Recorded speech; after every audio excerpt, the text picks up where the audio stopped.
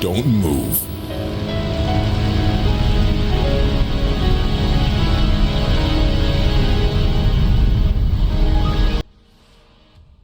Hey all you people, won't you listen to me?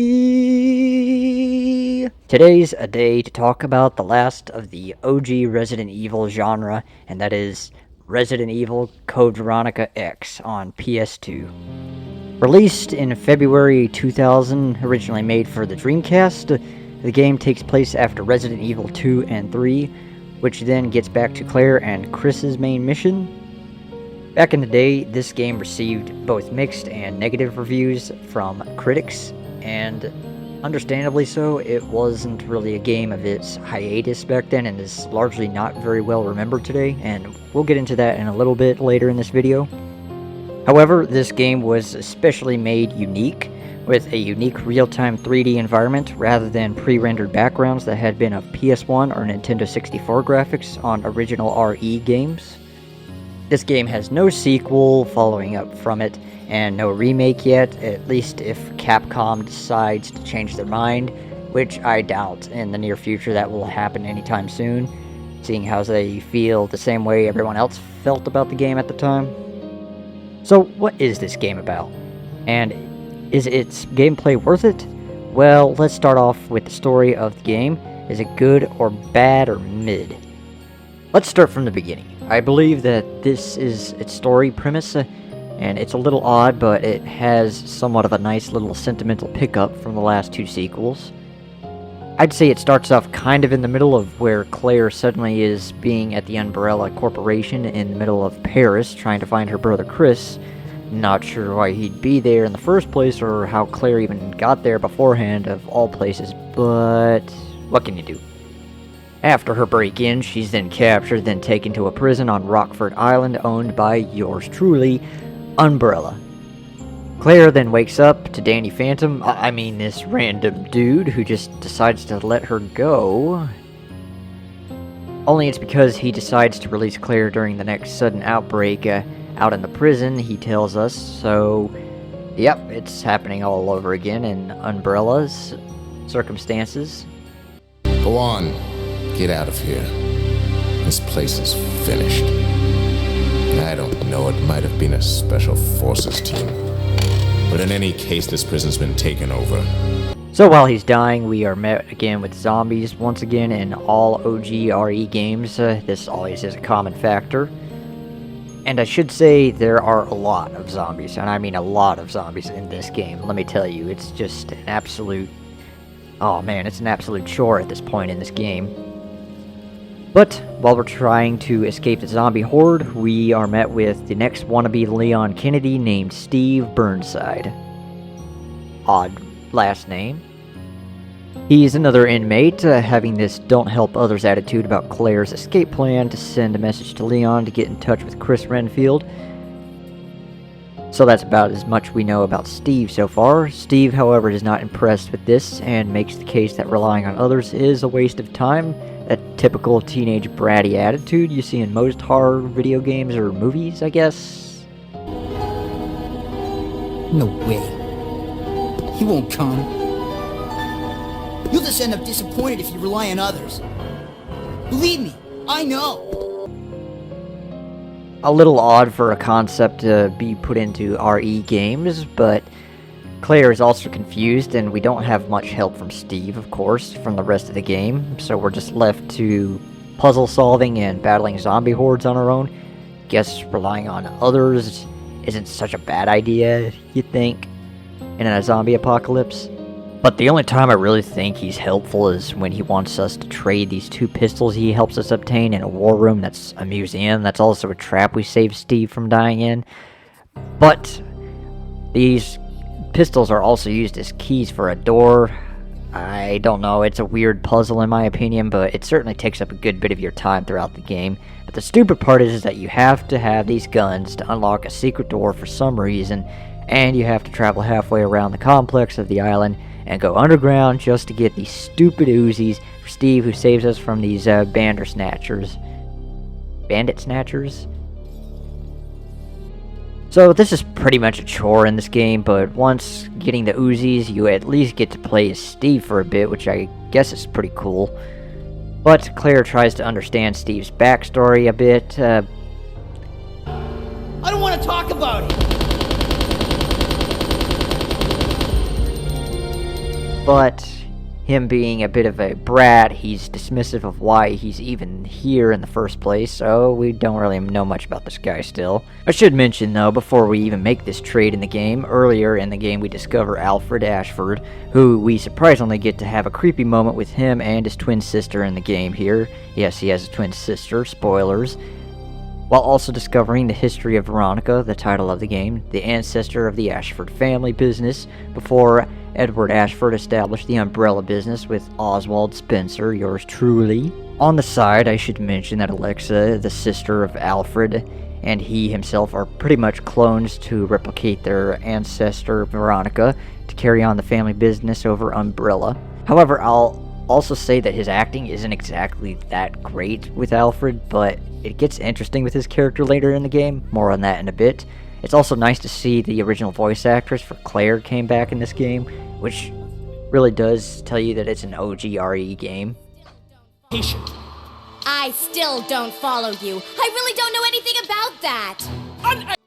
Finding our way around the facility, we are met with Wesker, who is the one who caused Patient Zero on the island to cause the outbreak. Somehow, we don't really get much info on how this happened or where it started, like most zombie games or movies or entertainment. We meet him outside the manor, and he shows us he's not backing down without a beef with Chris after his fake death with the Tyrant in the first game, and he has escaped from the Spencer mansion after that huge-ass explosion. Mentioning ahead of time, Chris also has an encounter with Wesker in the labs, figuring out that he has Super Saiyan monster powers with unnatural bioweapon powers. Boy, that was a mouthful. Before we talk about Chris and the story, it drags on with Claire and Steve, and yes, there's 2 arcs of the game that starts with Claire, then ends with Chris. They didn't even bother making a 2-sided game of this with 2-disc parts, something like PS1 style gaming was for those games, but I don't know, it's clumped together. Let's just leave it at that. So, Alfred, being egotistic and as smart as he thinks he is, he claims that Claire is to blame for the entire outbreak on the island, without any actual claim that he knows this for certain. You have to explore the facility, however, to find a way off the island, but Alfred taunts us with the little silly British hunting games. Consider the area you are in a special playground I have prepared just for you. Please try and keep me amused, and do not disappoint me by dying too soon. I so want to enjoy this. But oh man, is this character Alfred just such an unlikable Resident Evil villain or what? It's just honestly hard to take him seriously with that fake British accent of his. Every word that comes out of his mouth just makes me want to barf. His character is just not a decent villain for a Resident Evil game, I'm sorry. So, whilst we're searching for Steve's Uzis and finally make the trade, we finally go underground and encounter the most unique-looking mutant creatures throughout the franchise. This mutant, though, always takes up a lot of your health half the time. Every millisecond it throws a bitch slap at us. While fighting off more zombies, we then meet Steve's daddy. The only time in the backstory when we actually get any actual backstory on Steve and his parents who were involved in the Umbrella Corps bioweapon plots. However, this story doesn't really go anywhere, and it's not really about Steve that much. I guess the moral of the issue, I want to say, about why Steve doesn't like to rely on people is that he has daddy issues, I guess. Like, what? Tried to steal information, intending to sell it off to the highest bidder. He was caught. Mom was killed. We were sent here. Oh, Steve. He was a fool to do something so reckless. So anyway, after astonishingly running around this island, taking on mutated Homer Simpsons, Claire finds this mansion with Alexia, Alfred's sister, plotting revenge and how to take out Claire. Finding our way into the twins' rooms, Alexia hunts us for sport, then Steve comes into the rescue once again. In the next room, though, Alfred and Alexia had turned out to be just Alfred all along. Very peculiar behavior for someone who desperately wants his sister back. That reminds me of a certain game. Anyway, it turns out that Alexia is dead and that Alfred is Alfred Hitchcock Psycho. Not just kidding, he is just a wacko with split personalities.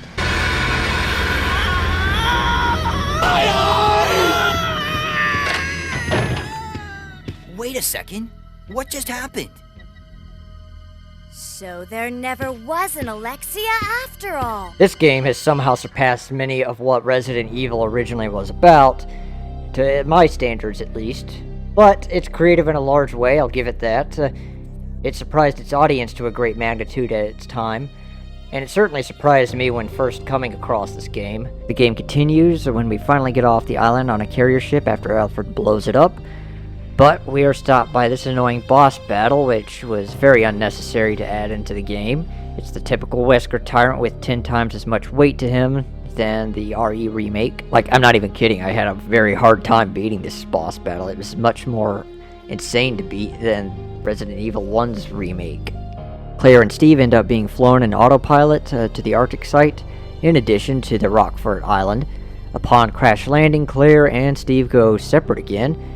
But there's a bit of a lover's bond between the two, I suppose.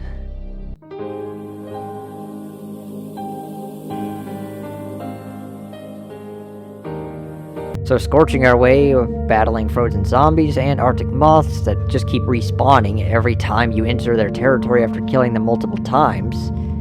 God, that was annoying. As it drags on, we reunite with Alfred again, we take him down, nearly killing him, and then make another escape off the site. Right before that, you take on Alfred's late father, whom they kept locked up for a while, betraying his 2 twin children, where they did horrific experiments on the guy, so there's that. This boss battle was certainly interesting. Then we escape on a snowmobile and head off into the snowstorm, right into the next game series of the Capcom RE universe. And that's the end of this video, guys. So that's all. Please like and subscribe. And wait, is this game seriously still going? Alright, whatever. Let's get back to it. It turns out, and this has really got me surprised and weirded out, Alexia, turns out she's been alive this whole time and had put herself into cryogenic sleep in order to perfect a biogenic DNA experiment. And wouldn't you know it, her release date from the chamber just so happened to be on the same day as Claire's capture and second escape from Umbrella. And this is how we see the T. Veronica virus in effect mentioned in the notes in the game as you're scouting out the Arctic base and the Rockford Island base. Alexia prevents the two of them from escaping and leaving the facility by using her, I don't know what the hell that thing is. Tentacle from her, I don't even want to say it. This is when we get all the way back to Rockford Island as Chris Redfield, but it's just absolutely strange playing this at the very beginning of this island once again, because you're left with fighting this stupid worm, and we find that the same prison guard who met Claire ends up being eaten by this same worm. Then we make our way through after beating the worm to the rest of the facility, once again fighting zombies in the same exact locations, which I would think would have blown up by now. What the hell? I don't think zombies come back a second time over after being dead once, right? 1 + 1, still 2, right? But whatever, we have an encounter with Wesker in the laboratory, revealing his plans to Chris with threats of revenge. Alexia then shows herself to be alive to Wesker, and leaves behind Chris for another snot sample of the T. Veronica virus from Alexia. Both Wesker and Chris find a way off the island to the Antarctic base. Chris finds his sister held captive but freed by Chris. Then we see Alexia with a vengeance with the T. Veronica virus still inside of her, but Claire manages to escape before dealing with another boss battle. Claire then pursues to find Steve, whom is locked up to be experimented on. Then, in a bizarre shift in the story, Steve turns into a crude Teenage Mutant Ninja Turtle, yep, that's gonna give you nightmares. And wow, what a turnout!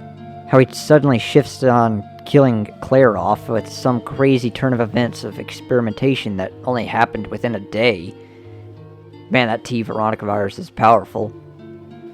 Claire is then captured by Alexia's hair, or beanstalk, I guess I'll just say. However, Steve's love for Claire prevents him from going through with killing Claire because love wins above all else. Right? Right? Right? Ugh. But this is all cut short as Steve saves Claire from Alexia. She then kills him off with the whip of her hair, beanstalk, or worm. But even though people really didn't like Steve that much, and he was annoying, yeah, he didn't really impress me either, but this is probably the most heartwarming scene in the entire game series. The scene where he dies is a pretty touching moment, I won't lie. I actually felt sad for the guy, I can't lie about that. What are you saying? I'm glad that I met you.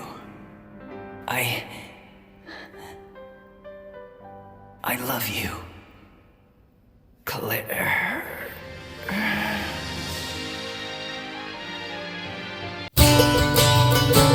Back to Chris' side of the story, Wesker arrives to try and obtain the Veronica virus, but flees from the creature before finishing her off. Chris, being the best man of Wesker, as he tells him, is left to fight the Kambu monster, also known as yours truly, Alexia. And is her blood made out of fire, also? That's a pretty unique ability, I gotta say. Anyway, this difficult boss battle finally blows over with Chris victor in the end, going upstairs to find his sister. Claire is locked up in the room with Steve's corpse. Then it takes another emergency shutdown of the facility to get all the doors unlocked, or to even consider escaping this place in the first place. But for once, I wish there wasn't a countdown timer. I mean, come on, it would make the game a lot easier since I died so many times in this game. While Chris and Claire are almost about to scoot, the big queen bee comes back in one final attempt and mutates into a proto-version of Marguerite from RE7. And finally, having popped a blood vessel from playing this game's endless difficulty, I finally beat the game with Chris having saved the day once again. And we're finally at the end of the game, and does this story end like the first game? Well, nope, it drags on with an incredibly long cutscene. We then have a showdown with Wesker, who has taken it upon himself to take Steve's body for experimentation. Boy, this guy certainly has a lot of time on his hands to indulge himself in human testing a lot. Does this guy have any hobbies at all? Seriously? Bruh. But now Chris tells Claire to escape and find them an escape route, leading into a cutscene of a 2000s Jason Statham-styled fight scene. This could have used some improvement, and I'll just get into why that is soon. But Wesker is not done after Chris gets even with him, so they end with this showdown early with a fire, then Chris flees the complex with Claire on a jet, declaring war on Umbrella one last time before they drive off into the sunset. And we got a happy ending with both of them having a brother and sister sentimental moment together. Again. I'm sorry, Claire, but it's not over yet. There's still something we've got to do. You mean... Yeah, it's payback time. We've got to destroy Umbrella. Now, let's finish this once and for all!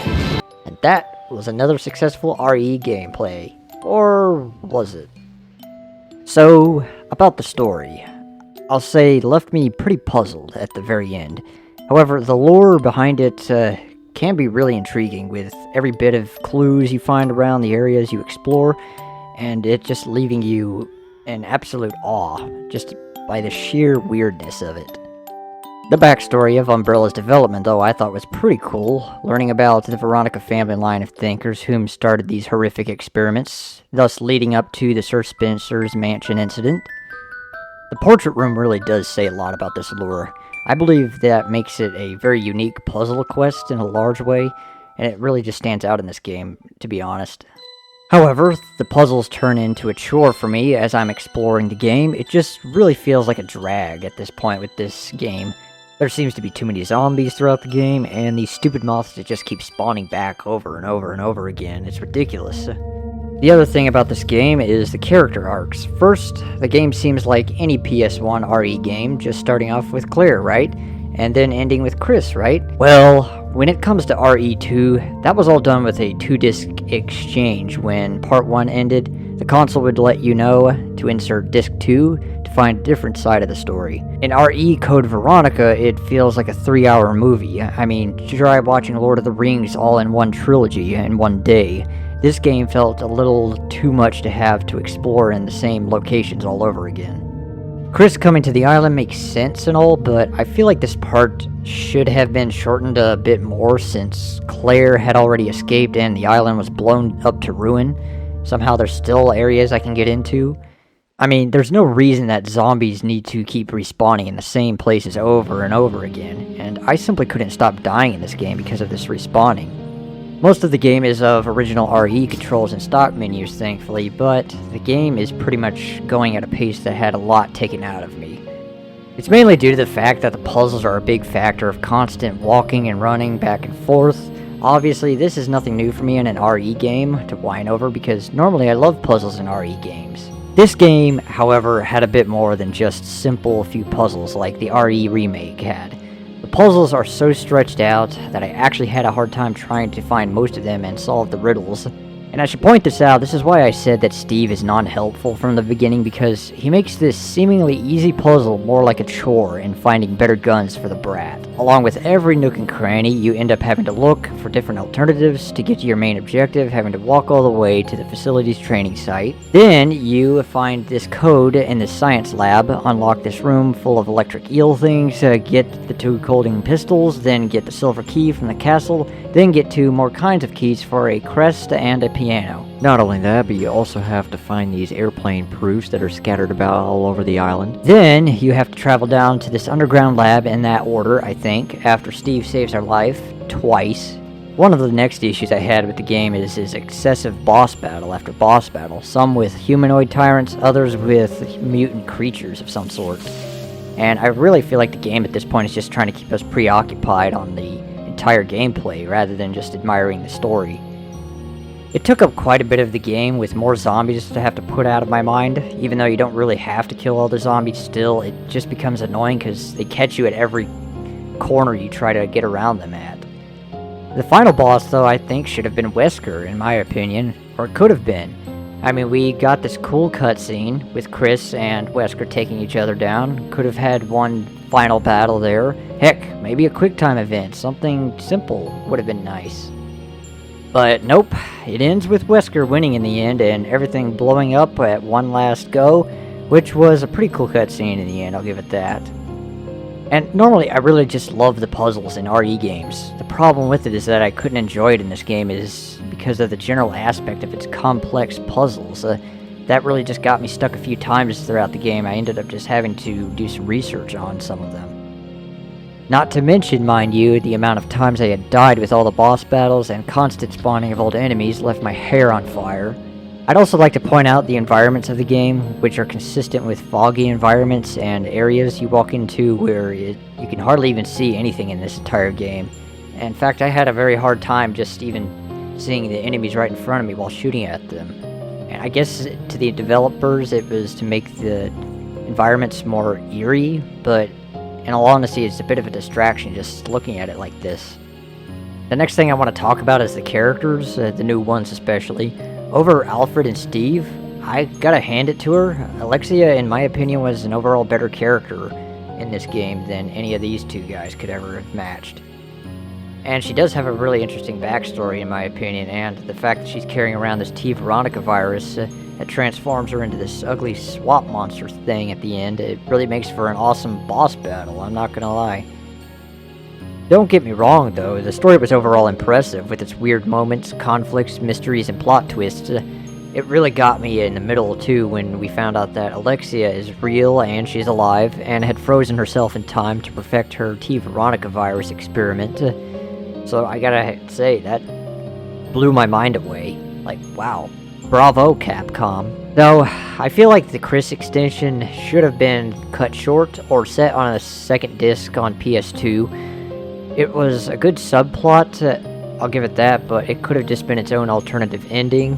But it feels like an extensive drag of the game itself when they just put both arcs together like this. I do think it has its moments, but some of these areas need to be whittled down a bit without the same zombies reappearing over and over, and half of these areas should have been blown to bits before Chris would even have been able to discover anything under them. And I don't even think most of the buildings would still be intact at that point, let alone for you to be able to discover or travel through any areas or wander through any places without having to stumble upon a bunch of rubble. I mean, weren't they making a big deal about how big this explosion would be to set off the entire island ablaze?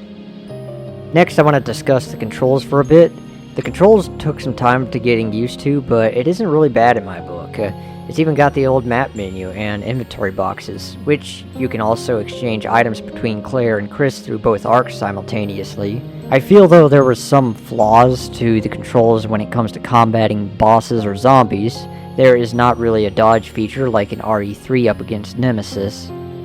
This game almost feels like it was about to become an open world version of Resident Evil games, or something similar to it, with it consisting of constant puzzle finding, respawning of enemies, and much more extended scenes throughout the game that continually drag on. Moreover, it was certainly time consuming when watching every door or cutscene in every part of this game, and it was just the biggest drag ever that has befallen me, just watching those doors over and over again. Oh man, I kept on killing myself trying to get through the ending of this game, and just wishing and hoping that that would be the case. It also doesn't hold enough long-lasting ammo with the assault rifles like in the previous games, where on easy mode at least, they had some ammo clips to go with in RE3. Back when it was first released though, the game did receive criticism back in its era, like even Capcom wasn't even too keen on defending it very much. And they've even made some cases where they probably not even prefer giving this game a well-deserved remake.